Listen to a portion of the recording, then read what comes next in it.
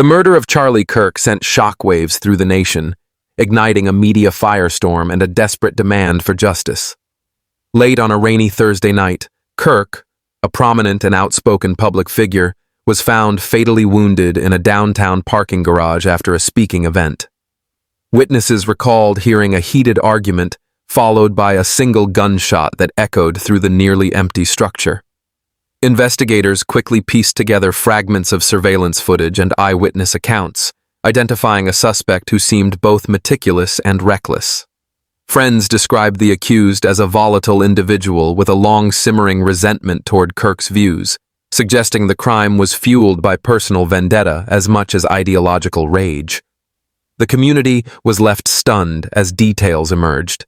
This wasn't a random act, but a calculated ambush. Detectives worked around the clock, combing through hours of security footage and digital trails to track the suspect's movements before and after the killing.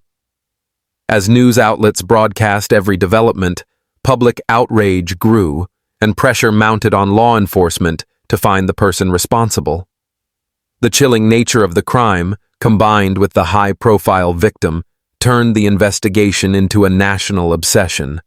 When authorities finally named the suspect and launched a manhunt, people across the country held their breath, waiting for the moment when the killer would be captured and brought to justice. The hunt for the killer unfolded like a tense thriller, captivating millions who followed every update on television and social media. Detectives quickly discovered the suspect had fled the city within hours of the shooting, leaving behind a trail of digital clues. Cell tower pings, highway camera footage, and a hastily abandoned rental car pointed investigators toward a small industrial town several hundred miles away. Task forces from multiple states coordinated a massive manhunt, while tip lines were flooded with possible sightings. Each report was carefully checked, but the suspect seemed to stay one step ahead, slipping through rural back roads and using cash to avoid detection. The breakthrough came when a convenience store clerk recognized the suspect's face from a televised news alert. Within minutes, local police surrounded a rundown motel where the fugitive had been hiding. The arrest was swift but tense. Officers reported that the suspect initially refused to come out, pacing inside the dimly lit room before finally surrendering without a fight. News of the capture spread instantly, with live broadcasts showing flashing lights and heavily armed officers escorting the handcuffed figure into custody. During initial interrogations, the accused remained eerily calm, offering clipped answers and occasionally smirking when confronted with evidence. Investigators described the demeanor as chilling, devoid of remorse or fear. As the suspect was transferred to a high-security facility, crowds gathered outside police stations and courthouses, chanting for justice and holding vigils for Charlie Kirk.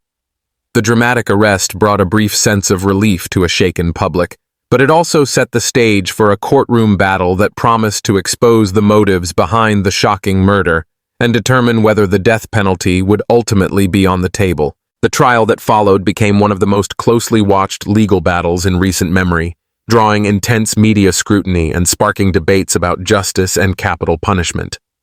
Prosecutors built a meticulous case, presenting a mountain of evidence: security camera footage of the parking garage, digital messages revealing months of hostility toward Charlie Kirk, and forensic analysis linking the suspect's firearm to the fatal shot.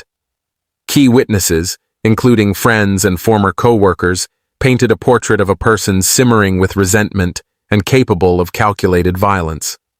The defense attempted to counter with claims of mental instability and emotional distress, suggesting that the killing was an impulsive act rather than a premeditated execution.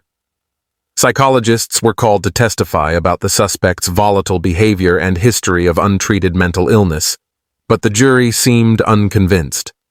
Day after day, the courtroom remained packed, with reporters scrambling to capture every dramatic exchange and members of the public lining up outside before dawn just to witness the proceedings. Family members of Charlie Kirk sat stoically through the harrowing testimony, their quiet presence underscoring the human cost of the crime. Gasps echoed through the gallery when the prosecution played the chilling audio of the final moments captured on a nearby security camera. the single gunshot reverberating in the silent courtroom. After weeks of arguments and cross-examinations, the jury deliberated for only a few hours before delivering a unanimous verdict: guilty of first-degree murder. The judge, citing the calculated nature of the crime and the lack of remorse, sentenced the killer to death by lethal injection. Outside the courthouse, supporters of the Kirk family embraced one another in a mixture of relief and sorrow, while national news outlets broadcast the verdict live, ensuring that the case remained etched in public memory. In the years that followed the verdict, the convicted killer lived under the constant shadow of death row, confined to a small, stark cell within a maximum security facility. Life there was a slow, unyielding routine: 23 hours a day in isolation, a single hour for exercise in a fenced yard, and strictly monitored visits from attorneys and, on rare occasions, family members. Despite multiple appeals filed by defense lawyers, each effort to overturn the death sentence was systematically denied by higher courts. Legal experts debated the fairness of capital punishment, but the public, still haunted by the brutality of the crime, largely supported the ruling. As the execution date drew closer, journalists sought interviews with the condemned inmate, hoping for insight or even a hint of remorse. Most requests were declined. Guards described the prisoner as detached, spending long stretches in silence, reading legal documents or pacing the narrow cell. On the rare occasions when conversations occurred, the responses were cryptic, offering no apology and little explanation. The final 24 hours carried a heavy, almost surreal atmosphere. The warden confirmed the schedule: a last meal of the inmate's choosing, a final meeting with a spiritual advisor, and a brief opportunity to make a final statement. Outside the prison, crowds of both protesters and supporters gathered, their candlelight vigils and placards reflecting the nation's divided stance on the death penalty. Inside, staff prepared the execution chamber, checking every detail with clinical precision. Witnesses, family members of Charlie Kirk, journalists, and state officials, received instructions for the solemn procedure. Meanwhile, the condemned prisoner sat alone, expression unreadable, as midnight approached. It was a tense, eerie countdown, with the weight of impending justice hanging over everyone present, marking the closing chapter of a tragedy that had gripped the country. The prisoner with measured precision, their expressions fixed and professional. Reporters later described the scene as almost otherworldly: the fluorescent lights, the faint smell of disinfectant, and the eerie calm that settled over the room. Seated on the gurney, the convicted killer offered only a brief glance toward the small group of witnesses separated by reinforced glass. A chaplain recited a short prayer, and the warden asked for any last words. The response was unsettling in its brevity, just a quiet statement that revealed neither regret nor defiance.